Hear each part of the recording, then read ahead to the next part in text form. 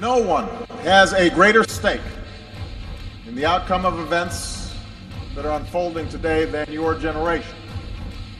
It's inspiring to see you devote your time and energy to help the United States seize the historic changes sweeping the Middle East and North Africa. It's a moment of great challenge,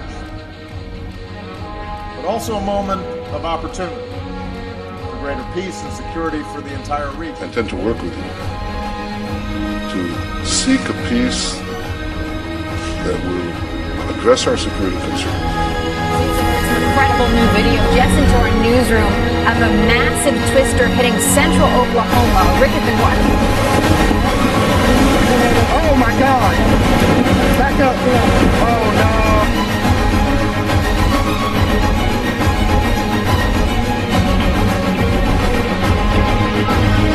Hey!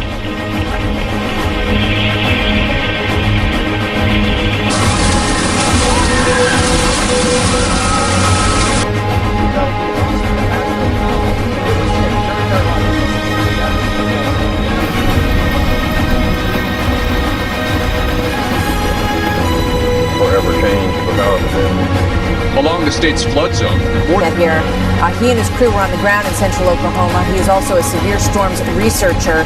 Tim, welcome.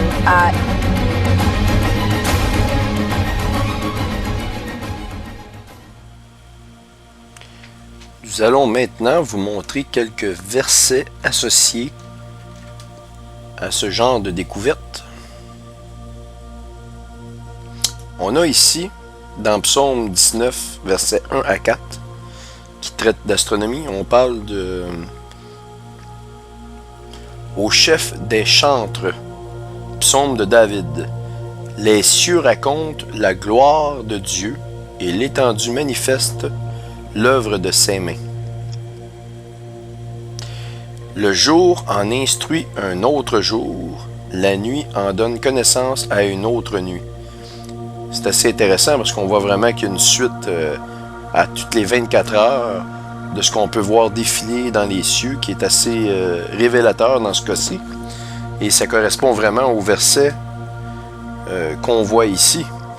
Et on dit aussi que ce n'est pas un langage, ce ne sont pas des paroles dont le son ne soit point entendu.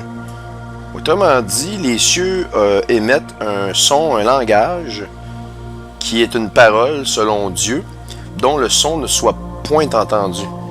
Regardons ce que la science nous dit à ce niveau-là. Ils ont envoyé une sonde avec un ballon à l'intérieur et ils ont entendu effectivement un son dont l'origine est inconnue et non explicable selon la NASA ici.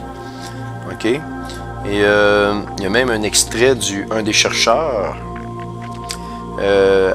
Selon la NASA, la source de ces radios cosmiques qui viennent de l'espace lointain demeure un mystère. Ils ne pensent pas que c'est des étoiles et non plus des signaux connus d'aucune source. Et le problème qu'ils voient, c'est qu'il n'y a pas assez dans la galaxie de sources de bruit pour pouvoir correspondre à ce signal. En d'autres mots, il n'y a rien dans le cosmos qui est capable de produire ce genre de son. Et ça, c'est de l'Université du Maryland. Voyez-vous ici, at College Parks, Dale Fixon.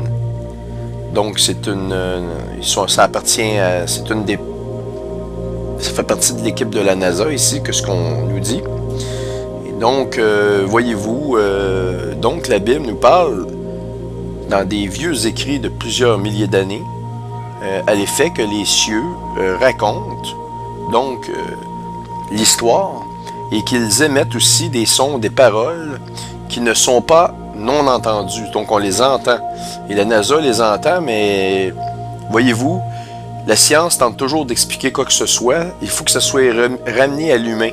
Et si l'humain ne comprend pas, ça peut être n'importe quoi sauf Dieu. Et ils vont tout faire pour trouver une réponse théorique qui semble coller à cette découverte de ce son. Mais jamais ne vont rendre gloire à l'Éternel.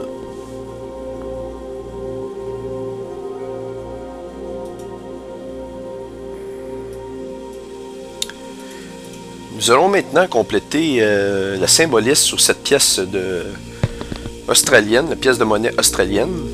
Et donc, c'est assez incroyable de voir jusqu'à où ils ont poussé le symbolisme. On voit donc que c'est vraiment un événement qu'ils attendent, Planet X, pour prendre le contrôle d'un monde, pour établir leur nouvel ordre mondial.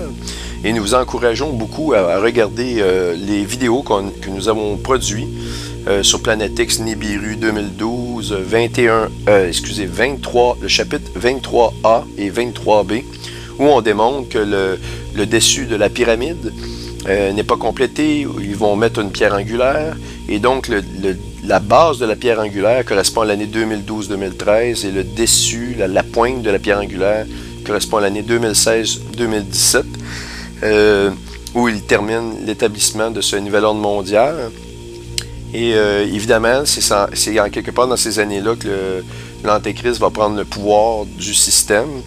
Et nous vous encourageons aussi d'aller sur Plein Feu, sur leur juste, www.pleinfeu.com, plein avec un S, feu avec un X, pour vous procurer la cassette Les deux bêtes de l'Apocalypse, ainsi que les visions de Daniel. Mais dans Les deux bêtes de l'Apocalypse, on vous montre à partir de faits historiques à quel point la Bible a prophétisé cette dernier empire qui va venir sur Terre, qui s'appelle le Nouvel Ordre mondial, qui correspond à 10 biorégions. Et la Bible nous annonce cet événement-là en détail. La Bible est le seul écrit qui nous parle vraiment de ces choses-là. Il nous dit et il nous mentionne aussi de quelle façon, par quel pouvoir ce système-là, cet empire-là va être établi sur Terre. Ils ont des technologies et ils peuvent faire des prodiges assez incroyables qui dépassent la fiction. Et donc, si on revient à cette pièce de monnaie-là, ici, et quelqu'un vous la passe dans ce sens-là, ce qu'on voit ici, c'est le chiffre 666. La Bible nous indique dans le livre de l'Apocalypse que le chiffre 666 est un chiffre d'homme qui correspond à Satan.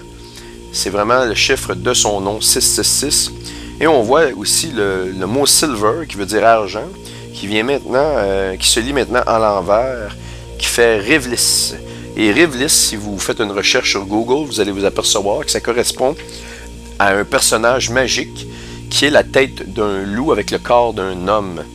C'est très intéressant parce que si on fait référence ici peut-être au film Omen, The Omen, c'est un film qui a été fait dans les années 90, si je me rappelle bien. Et pour ceux qui l'ont déjà vu, c'est un enfant qui naît d'un chacal et d'une femme. Et le chacal en question, met enceinte d'une femme. On parle d'une chimère, exactement comme Rivlis.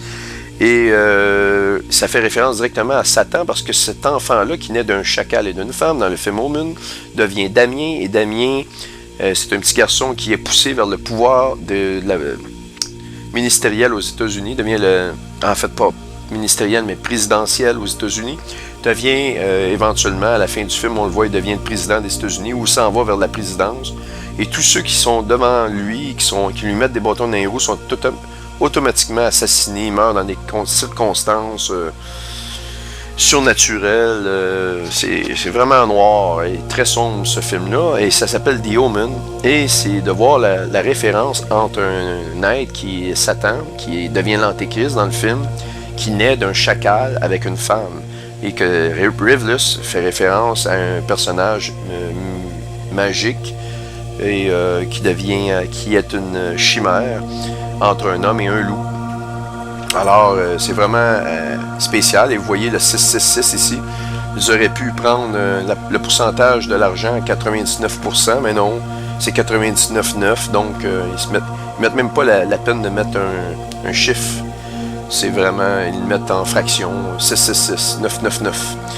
Et donc, c'est à ce moment-là, on nous annonce vraiment, oups, désolé, je voulais le remettre à l'endroit, on nous annonce vraiment la prise de position de ce système et la mise en œuvre du nouvel ordre mondial avec un événement bien particulier dans lequel ils vont finir de compléter leur pyramide en posant la pierre angulaire sur laquelle siège l'Antéchrist et dont le chiffre de son nom est bien mentionné ici.